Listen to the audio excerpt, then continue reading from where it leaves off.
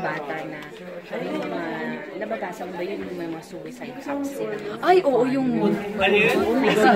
kaninang umaga ko pa siya nakita. Sobrang important, oh my God, sobrang kinakabahan, hindi naman kinakabahan, pero nag-aalala lang ako kasi may kapatid din akong bata. Marami din akong mga bata pinsan. Lalo na yung busong kapatid ko na si Rio, mahilig kasi sa games yun. So yung may app daw na parang advertisement daw biglang magpa-pop out. Then pag makiklik mo yun, magsisimula na yung game. So sa lahat, paalala ko lang, huwag niyo po sanang i-click yung app na yun. Tapos napaka-importante na kapag nasimulan yun na tapos may sasabihin sa'yo na may gusto silang gawin sa'yo na masama or may gusto lang papatayin or ikaw patayin mo yung sarili mo, huwag kayo maniwala. Ang Diyos lang dapat ang magde-decide kung kailan tayo mawawala dito sa mundong ito. Tapos dapat mas importante talaga na everyday tayo babasa tayo ng devotional books. Tapos para mag-guide yung heart natin, yung faith natin kay God mag-grow. Para kahit anumang pagsubok na darating, kahit ano pang momo na yan na suicide challenge na yan, hindi ka matutumbay, hindi ka niya magagalaw ng kahit ano. Kasi malakas yung faith mo. Ayun. Paalala sa mga bata ko kasi. Mga bata. Yung bang mga kapatid mo din nung nalaman mo yung balita? Hindi ko pa nasabihan kasi nalaman ko lang po while nagme-makeup kami papunta dito. Doon lang talaga ng time na yun. Kaya, okay. Nag-worry ka? Nag-aalala ako talaga. Kasi marami akong mga batang pinsan at saka yung bunsong kapatid ko din. Para maawal sila. Comment mo dun sa, ngayon, parang may mga ibang mga ano din na yung mga, hindi lang suicide yung parang naaano sila, na nawawala ng pag-asa, mga depressions, gano'n.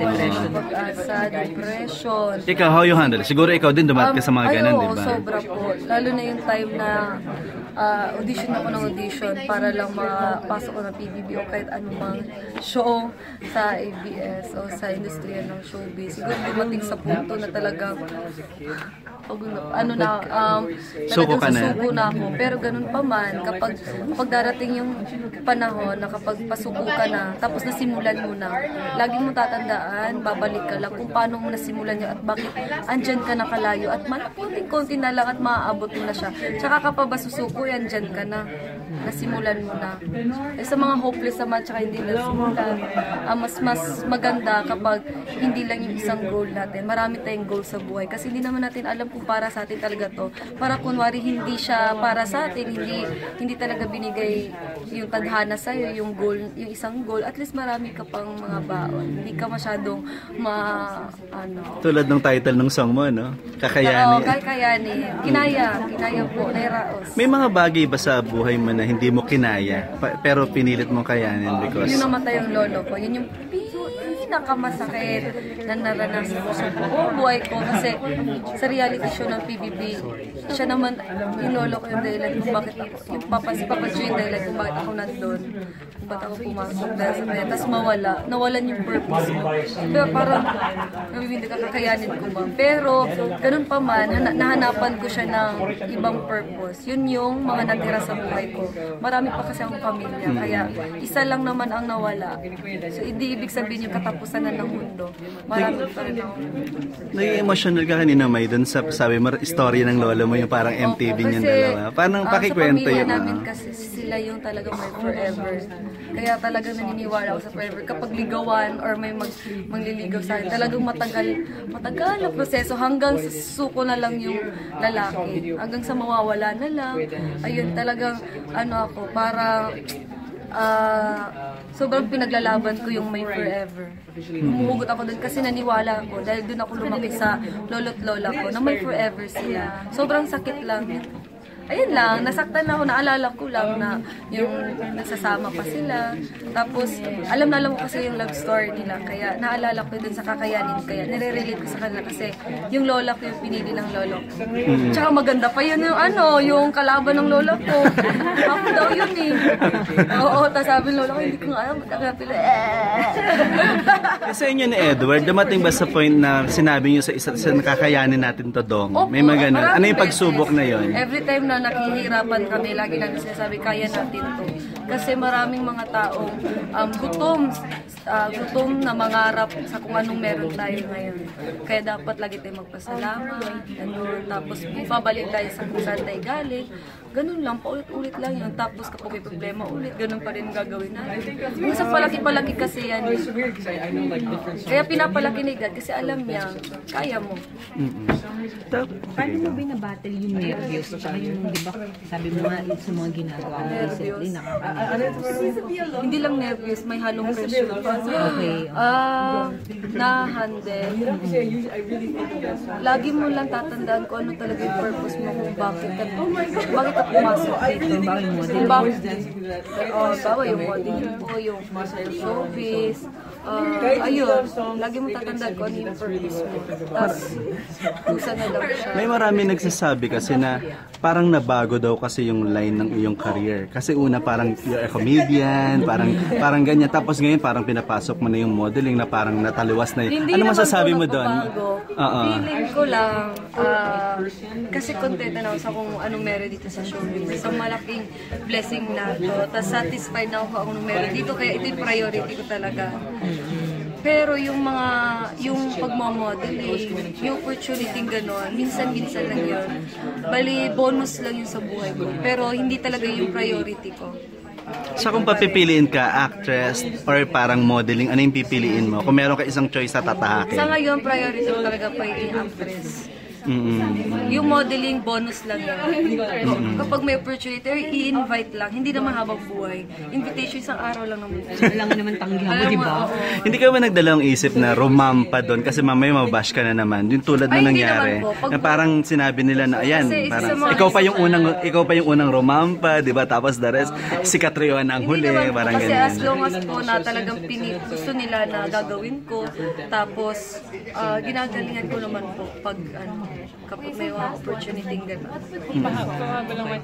Grabe yung naging transformation ng buhay mo. Ano yung nakakamiss sa pagiging non-showbiz? Ay, ang ganda niyan. Nakakamiss sa pagiging yung sa showbiz. Kasi grabe yung naging Yung normal life mo. from PBB eh. Yung hindi ko kailangan, yung hindi ko responsibilidad lagi ang pagiging actress, yung pagpapatawa lagi. Kasi ito kasi sa industriya ng showbiz, hindi ko alam na trabaho na pala ako. Ayun nga po. Tapos, na-miss ko lang yung simpleng buhay. Tapos, wala kayo. Joke lang! Ay, grabe grabe. Ako natatanong ng issue. Hindi, I love you po. Ayun nga po, simpleng buhay, tapos yung kumpleto yung pamilya ko na nasa Davao pa kami. Yung problema ko lang, assignment. Pero kung halimbawa marami kang time ngayon, ano yung gusto mong gawin? Siyempre marami kang ipon. Kung marami kang time, halimbawa marami kang time, ano yung gusto mong gawin? Gusto kong gawin, love na love. Kapag natapos ko na yung mga pangarap ko sa pamilya ko, para sa sarili ko, gusto kong mag-travel.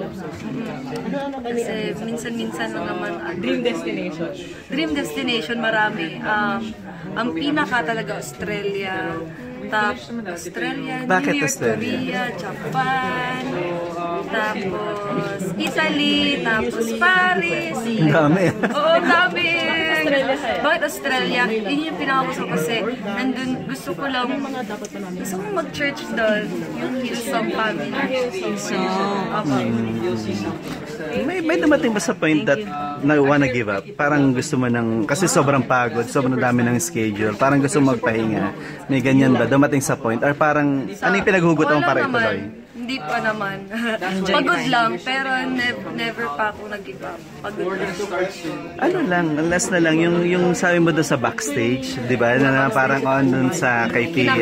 Kinakabahan ka. Ano yung situation doon? Na nasa likod kayo ng mga kasama may mga beauty queens. Sino yung mga rumapit sa mga beauty queens? Para bigyan ka ng encouragement. Madami sila po eh. Pero mas halos kausap ko doon si Miss Pia. Kasi nakita niya na kinakabahan ako. Tapos kinumusta niya lang po ako. So walang chance na nakausap mo si Catriona? Ay, nag-hi po kami, nag-hello po kami. Kaso nga lang, timing talaga na magsisimula na yung rehearsal. So parang, hindi ko alam, minsan naiip ko kasi wala akong time na makipag-usap sa kanya o yung picture, tapos, pero naintindihan ko naman po, may time pa naman, next time. Pero nilapitan mo siya sa stage, di ba? Oh? Sa stage. Ay, Pinuntahan mo kasi siya. nagkasabay po kami. Kasi katabi congrats, kayo. ma'am. Tapos, ayun, tapos the-best kami. Ang bait niya, manasabi ko talaga, totoo siya. Tsaka, ang ano niya, bukod sa sobrang ganda niya, yung ganda niya, kasing ganda ng puso niya.